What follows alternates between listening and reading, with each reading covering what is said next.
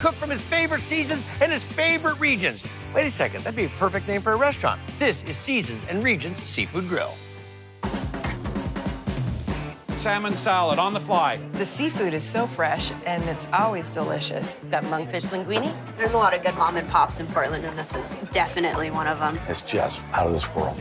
And out of the box, which is how chef and owner Greg Schwab rolls.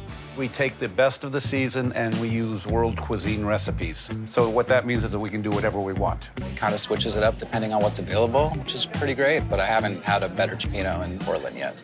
Cioppino with crab cake, pick up, please. The fish in the Cioppino is always super fresh. The sauce is outrageous. It's got great spice. It's got great depth of flavor. So what are we gonna make? Northwest Seafood Cioppino. We're gonna make our Cioppino broth first. Olive oil, carrots, onions, celery, puree garlic, thyme, pepper flakes, black pepper, ground fennel, marjoram, oregano, bay leaf, kosher salt. Next up, Sugar, red wine vinegar, red wine, lemon juice, basil puree, anchovy paste for a little more fish flavor there, clam stock, tomato paste, diced tomato, crushed tomato, water.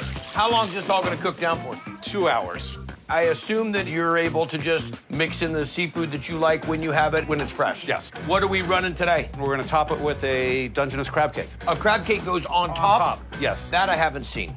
Pre-cooked onions, egg, roasted red pepper, parsley, Tabasco for heat, Worcestershire sauce, Old Bay seasoning, Dijon, and now, Local Dungeness? yep, Just a little binder of the breadcrumb. Make that into one big crab cake for me, and that'll be fine. there you go. So we're gonna give our ring of just a little spray, some panko, the crab, and then panko on top.